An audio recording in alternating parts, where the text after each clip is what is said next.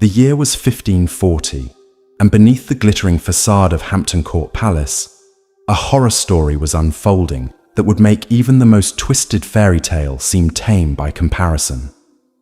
While courtiers danced and diplomats smiled, one woman found herself trapped in a nightmare of royal cruelty that began not with treason or adultery, but with something far more devastating in the eyes of a Tudor king. She had failed to arouse his desire. Anne of Cleves arrived in England as a bride, a diplomatic prize meant to secure Protestant alliances and strengthen Henry VIII against his Catholic enemies. What she became was something far more sinister, a living symbol of royal contempt, a woman whose only crime was existing in the wrong body at the wrong time. This is not the sanitized story of the lucky wife who kept her head. This is the brutal truth of systematic humiliation, calculated cruelty, and a king whose own rotting flesh projected its corruption onto an innocent woman. Today, we're diving deep into one of history's most misunderstood royal disasters. The tale of how Henry VIII transformed a respectable German princess into a figure of ridicule, and how she survived by accepting degradation that would have broken lesser souls. By the end of this investigation, you'll understand why Anne of Cleves represents not just personal tragedy, but the complete moral bankruptcy of Tudor England itself. But before we witness the destruction of a woman's dignity, we need to understand the monster who orchestrated it. By 1539, Henry VIII had become something barely recognizable as human. The athletic young king who had once dazzled European courts was now a walking corpse, his massive frame supported by mechanical aids, his legs weeping pus and blood through silk stockings. The sweet smell of decay followed him through palace corridors as courtiers learned to breathe through their mouths in his presence.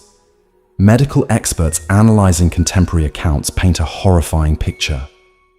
Henry likely suffered from osteomyelitis, a bone infection that would have caused excruciating agony while producing foul-smelling discharge from multiple wound sites. His physicians, operating without understanding of bacterial infection, could only bandage the wounds and prescribe opium that further clouded his already unstable judgment. The combination of physical torment and narcotic medication created a ruler who was both dangerous and completely unpredictable. The king's medical condition affected far more than just his mobility. The chronic infection likely disrupted his hormones and circulation in ways that made intimate relations difficult or impossible. Yet Henry's massive ego prevented any acknowledgement of these medical realities. Instead, he blamed his wives for his own physical limitations, creating elaborate psychological defenses that transformed medical symptoms into moral judgments about feminine adequacy. This was the diseased tyrant who would soon pass judgment on Anne of Cleves, projecting his own bodily corruption onto a woman whose only failing was her inability to restore his shattered masculinity through sheer force of attraction. Meanwhile, across the Channel in the German Duchy of Cleves, a 24-year-old woman was preparing for the role of her lifetime. Anne had been raised in the disciplined court of her brother, Duke Wilhelm, educated in languages, music, and the diplomatic graces expected of noble wives. She understood duty above personal feelings, a trait that would prove both her salvation and her curse in the treacherous world of Tudor politics.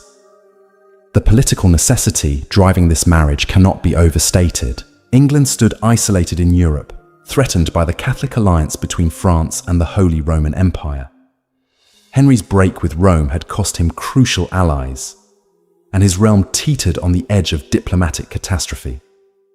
The Protestant German states offered salvation, and Anne represented the key to this alliance.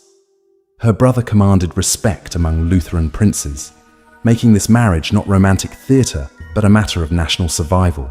Yet even as diplomats negotiated treaties and dowries, Henry's personal anxieties were already poisoning the arrangement. The once confident king now struggled with deep insecurities about his physical decline. He demanded constant validation of his desirability while simultaneously becoming less capable of the intimate performance that might justify such validation. The stage was set for disaster before Anne ever set foot on English soil. The first crack in this doomed union came through art itself. Hans Holbein's portrait of Anne sealed her fate before they ever met. The court painter, renowned for his unflinching realism, had captured the Duchess in traditional Germanic attire, her face serene and dignified beneath an elaborate headdress.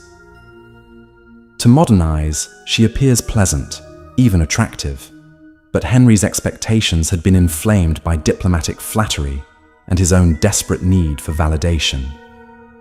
The king studied that portrait obsessively, building fantasies that no mortal woman could fulfill. His courtiers, understanding exactly what their monarch wanted to hear, embellished the painting's promise with elaborate descriptions of Germanic beauty and virtue. They spoke of skin like fresh cream and eyes that sparkled with intelligence, creating an impossible standard that would doom Anne before she ever reached England.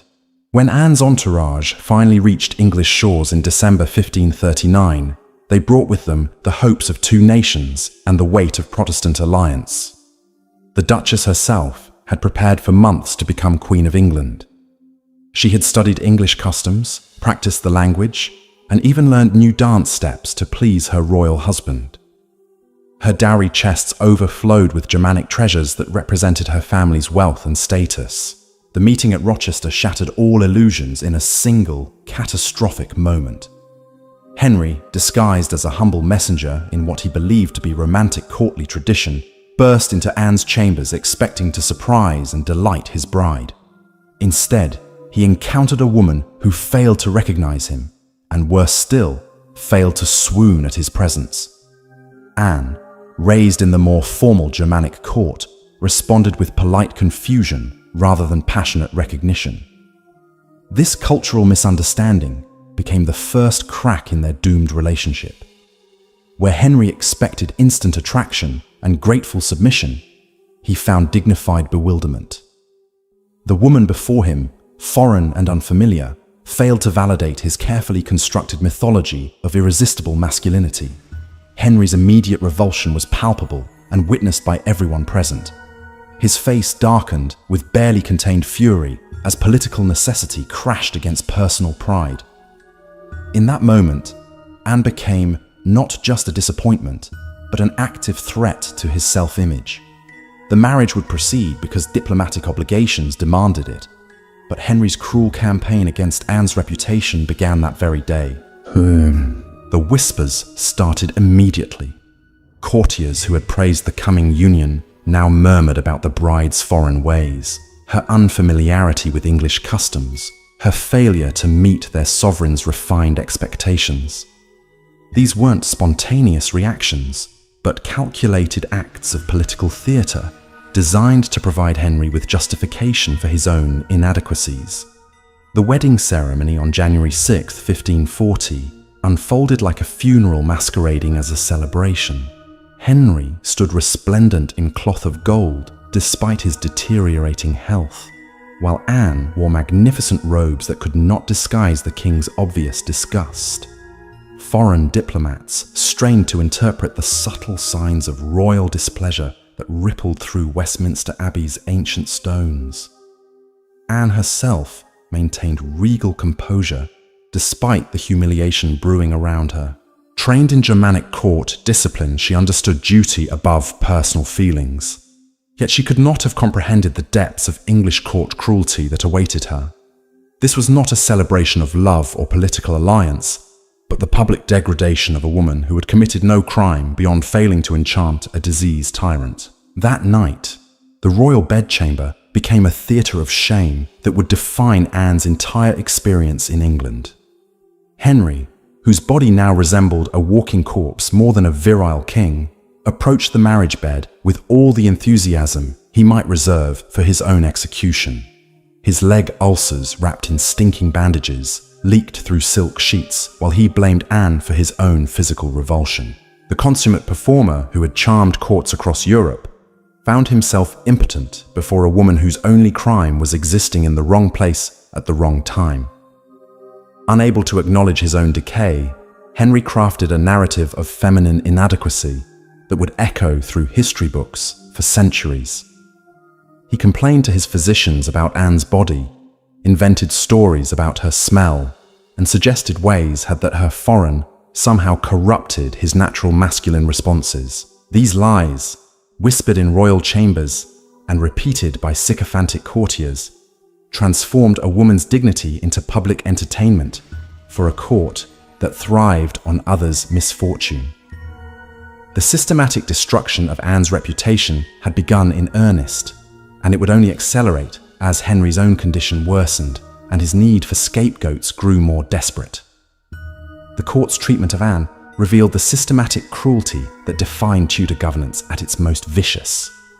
Within days of the wedding, courtiers who had once competed for her attention now mocked her Germanic accent with theatrical exaggeration.